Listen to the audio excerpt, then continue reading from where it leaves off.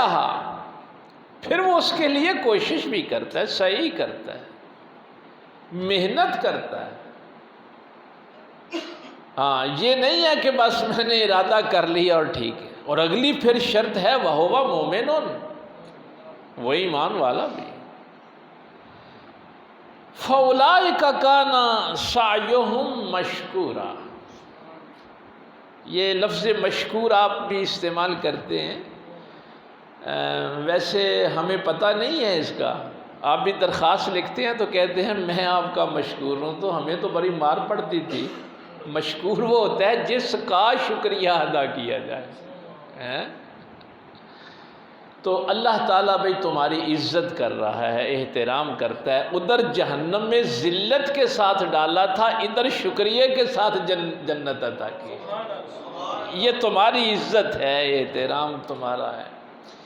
تو خدائے ذوالجلال نے ان دونوں کا ذکر کیا کہ تمہاری کاوش، اس دن شاید جو میں نے جملہ عرض کیا تھا کہ جتنی جلدی اس بات کی سمجھ آ جائے کہ مجھے اللہ نے اس دنیا کے لیے پیدا نہیں کیا، مجھے اللہ نے آخرت کے لیے پیدا کیا ہے، اور میں نے یہاں جو کچھ بھی کرنا ہے اپنی آخرت کو دیکھ کے کرنا ہے، جتنی جلدی سمجھ آ جائے گی اتنی آپ کی منزل جو ہے وہ آسان ہو جائے گی، سفر آسان ہو جائے گی۔ قرآن کریم نے یہاں ایک بڑی بات جو میں سادہ کر کے عرض کرتا ہوں کہ لوگ نبیوں کے راستے پہ چلتے کیوں نہیں؟ یہ سوال ہر دور میں رہا ہے۔ بھائی پیغمبر لوگوں کے خیر خواہ ہیں نا، ان کی بہتری چاہتے ہیں۔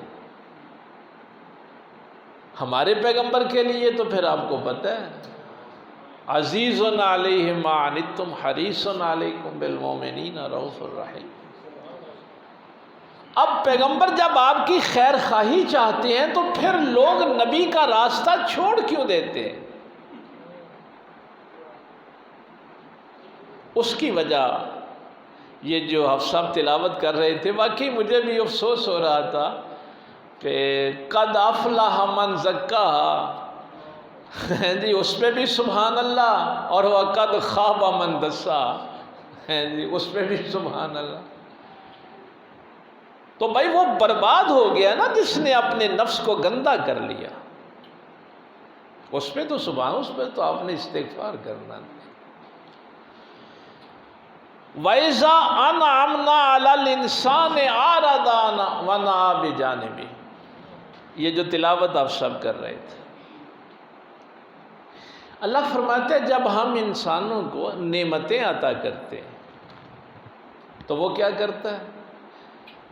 اعرض ونأىٰ بجانب، اعراض کرتا ہے، دور ہٹتا ہے، ہماری جانب نہیں آتا۔ کاش شاید کا آپ کو ترجمہ آتا ہوتا تو کیا کیفیت بنتی۔ اللہ فرماتا ہے کہ نعمتیں ہم دیتے ہیں، اور بندہ جب نعمتیں پاتا ہے تو ہم سے دور ہو جاتا ہے۔ وَإِذَا مَسَّهُ الشَّرُّ كَانَ يَئُوسًا، اور اگر اس کو کوئی تکلیف پکڑ لے، کوئی شر مس کر لے، کبھی ہم اس سے نعمتیں چھین لیں، کانا یئوسا، تو پھر وہ مایوس ہو جاتا ہے۔ تو نعمتیں دے پھر بھی ہم سے دور ہوتا ہے، اور اگر آزمائش میں ڈالیں تو مایوس ہو کر بھی ہم سے دور ہوتا ہے۔ کیا عجیب ہے یہ، نہ نعمتوں پہ شکر کرتا ہے، نہ آزمائش پہ صبر کرتا ہے۔ یہ آیات تلاوت کر رہے تھے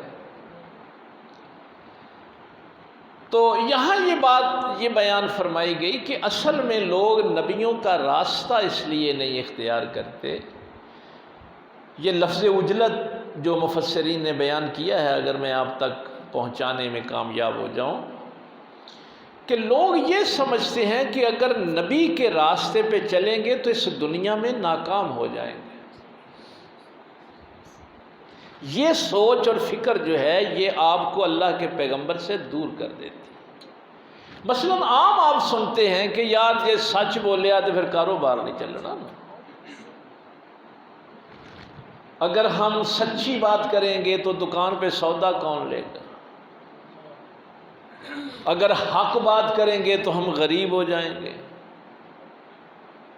اگر ہم نے عدالت میں جھوٹ نہ بولا تو کیس ہمارے خلاف ہو جائے گا۔ تو یہ لوگ جو اس وقت ذلت اور رسوائی میں معاشرہ ہے وہ اس وجہ سے ہے کہ یہ نبی کے راستے کو ناکامی کا راستہ سمجھتے ہیں۔ یہ سمجھتے ہیں کہ اگر ہم نے سچائی کا، دیانتداری کا، حق کا راستہ اختیار کیا تو ہم اس دنیا میں کامیاب نہیں ہو سکتے، ناکام ہو جائیں گے۔ تو یہ جو خوف ہے یہ تمہیں دور کر دیتا ہے۔ اب آپ دیکھیے، مجھے نہیں پتا یہ وہ فکری چیز ہے جو قرآن آپ کے سامنے رکھ رہا ہے کہ کیا نبی پاک کے راستے پہ چلنے سے تمہارے ذہن میں کہیں یہ فطور تو نہیں آتا کہ اگر نبی پاک کا حکم مانا تو کہیں میں غریب نہ ہو جاؤں، دولت میں کمی نہ آ جائے، عزت میں کمی نہ آ جائے۔ ویسے بھی چلو وہ بھی میں بات عرض کر دیتا ہوں، عجلت میں کام کرتے ہی وہ ہے جس کو صرف اس دنیا کی فکر ہوتی ہے۔ جس کو آخرت کی فکر ہوتی ہے نا وہ ٹھہر ٹھہر کر آرام سے کام کرتا ہے، جلدی بھی اس سے ہی پڑی ہوئی ہوتی ہے۔ منع کیا گیا ہے، ابلیس کا کام ہے جلدی جلدی کام جو ہے نا یہ اللہ کو پسند نہیں، سوائے 5 چیزوں کے۔ یہ بھی بھائی آپ کو پتہ ہونا چاہیے، لیکن وہاں ہم جلدی نہیں کرتے۔ جہاں جلدی کا حکم ہے وہاں جلدی نہیں کرتے۔ نماز قضا ہو جائے تو پڑھنے میں جلدی کرو، کہیں ایسا نہ ہو کہ تمہاری موت کا وقت آ جائے اور تمہاری نماز رہ گئی۔ یہ نہیں ہے کہ صبح آپ دیر سے اٹھے ہیں، جاگے ہیں تو ٹھیک ہے ہوں پھر میں زور ویلے ویکھ لاں گا یا اثر ویلے ویکھ، اگر زور تک موقع ہی نہ ملا تو پھر کیا کرے گا؟ نہیں، سارے کام چھوڑ کے پہلے اپنی قضا نماز جو ہے وہ ادا کریں۔ کتنے لوگ ہیں جن کو اتنی فکر ہے کہ ہم نے اپنی قضا نمازیں جو ہیں وہ جلدی جلدی ادا کریں۔ یہ عجلت کا کام تھا۔ بندہ فوت ہو جائے تو اس کی تدفین میں جلدی کرے۔ میرے پاک پیغمبر صلی اللہ علیہ وسلم نے فرمایا کہ اگر وہ نیک ہے تو اپنی منزل پہ جلدی پہنچ جائے، اور اگر وہ برا انسان ہے تو تمہارے کندھے اس کے بوجھ سے آزاد ہو جائے، تمہاری جان چھوٹ جائے۔ ہاں، لمبا چوڑا کام نہیں کرنا۔ بیٹی جوان ہو جائے تو اس کے نکاح میں جلدی کرنا۔ یہ بھی ہمارے معاشرے میں آج کل ایک برائی کی یہ بھی وجہ ہے، اور وہ والدین جو ہیں وہ بچ نہیں سکتے۔ ابھی اس کی تعلیم ادھوری ہے، ابھی اس نے میڈیکل کرنا ہے، ابھی اس نے فلاں کچھ کرنا ہے۔ اگر بالغ ہونے کے بعد آپ نے صحیح کوشش نہیں کی، اس کے لیے مناسب رشتہ جو ہے وہ تلاش کریں، اس کا نکاح کریں۔ اگر اس نے کوئی برا کام کر لیا تو والدین اس سزا سے بچ نہیں سکتے۔ یہ جلدی والے کام۔ اگر آپ نے کسی کا قرض دینا ہے تو پھر قرض میں جلدی کریں ادا کریں۔ یہ پتہ کتنا سخت حکم ہے۔ وہ لفظ عجلت سے یہ باتیں مجھے یاد آ گئی۔ میرے پاک پیغمبر صلی اللہ علیہ وسلم جب کوئی جنازہ آتا تھا